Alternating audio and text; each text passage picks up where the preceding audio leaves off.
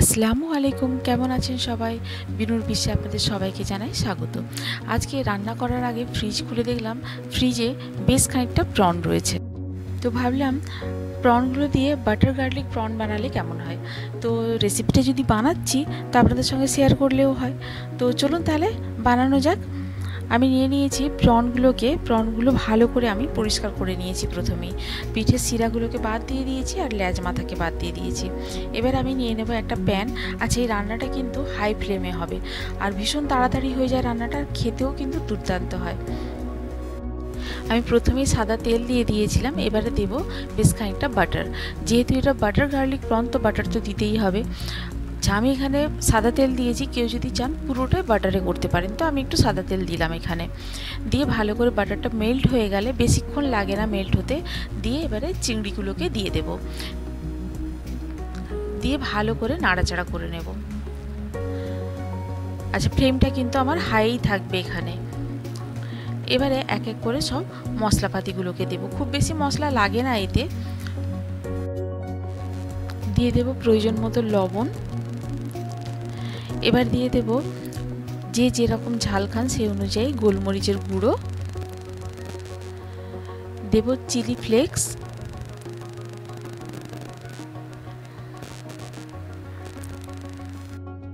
এবারে বেশ খানিকক্ষণ নাড়াচাড়া করে ভাজা ভাজা করে নেব। বেশ খানিকক্ষণ নাড়াচাড়া করে নিয়ে এবারে দিয়ে দেবো এখানে বেশ খানিকটা রসুন কুচি।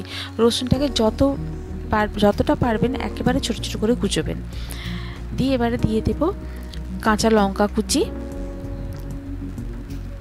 দিয়ে ভালো করে নাড়াতে থাকবো যাতে রসুনগুলোর কাঁচা গন্ধ চলে যায়। দিয়ে দেব ধনেপাতা কুচি। আচ্ছা, এতে কিন্তু জল দেওয়ার দরকার নেই। এখন যে জলটা বেরোবে চিংড়ি থেকে সেটাতেই অর্ধেকটা সেদ্ধ হয়ে যাবে চিংড়ি।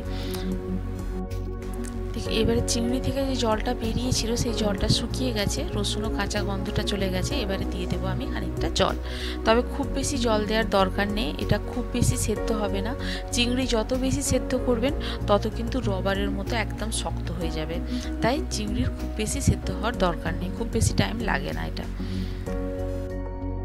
এবারে দিয়ে দেবো সামান্য একটু লঙ্কা গুঁড়ো। এটা অপশনাল, কেউ যদি না চান নাও দিতে পারেন। আমি একটু দিলাম কালারটা হওয়ার জন্যে।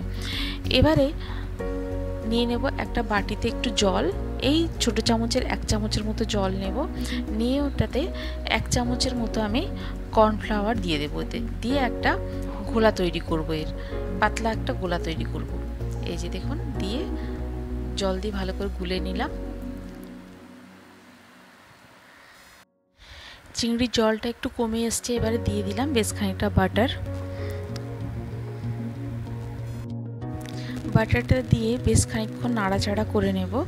করে নিয়ে এবারে দিয়ে দেবো এটাতে যে কর্নফ্লাওয়ারটা আমি গুলে রেখেছিলাম সেটা। এই যে দেখুন, 1 চামচ করে দিয়ে দেবো এটাতে কর্নফ্লাওয়ারটা। দিয়ে এবারে ভালো করে নাড়তে থাকবো। আচ্ছা, যখন কর্নফ্লাওয়ারটা দেবো তখন কিন্তু ফ্লেমটা একদম কমিয়ে দিতে হবে। কর্নফ্লাওয়ার দেওয়ার পরে ফ্লেমটা যদি জোরে থাকে তাহলে কিন্তু নিচে ধরে যাওয়ার বা পুড়ে যাওয়ার ভয় থাকে, তাই ফ্লেমটা একদম লোয়ে করে দিতে হবে। দিয়ে বেশ খানিকক্ষণ নাড়াচাড়া করে নিয়ে এবারে নামানোর আগে দিয়ে দিলাম বেশ খানিকটা গার্লিক আর ধনেপাতা কুচি, আর দিয়ে দেব সামান্য একটু গোলমরিচের গুঁড়ো। দিয়ে নাড়াচাড়া করে নিলেই রেডি আমাদের বাটার গার্লিক প্রন। আজ তাহলে এই পর্যন্তই। রেসিপিটা বাড়িতে ট্রাই করুন, অবশ্যই করে আমাদেরকে জানান যে কেমন লাগলো। যদি ভালো লেগে থাকে তাহলে বন্ধুদের সঙ্গে শেয়ার করুন, আর যদি কেউ নতুন বন্ধু থাকেন তাহলে সাবস্ক্রাইব করে পাশে থাকার অনুরোধ রইল। আর অবশ্যই কিন্তু বেল আইকনটা প্রেস করবেন, তাহলেই যখনই আমি কোনো ভিডিও আপলোড করব তাহলে সবথেকে আগে নোটিফিকেশানটা আপনার কাছে পৌঁছে যাবে। এবারে নামানোর আগে আমি একটু লেবুর রস দিয়ে দেবো। যদি কারোর কাছে লেবুর রস না থাকে তাহলে একটু ভিনেগার দিলেও দিতে পারেন। ভালো থাকুন, সবাইকে ভালো রাখুন। আল্লাহ হাফিজ। আচ্ছা, এখানে একটা ছোট টিপস আপনাদের সঙ্গে শেয়ার করব। যখনই এটা সার্ভ করবেন তখন কিন্তু অবশ্যই একটু বাটার উপরে দিয়ে সার্ভ করবেন।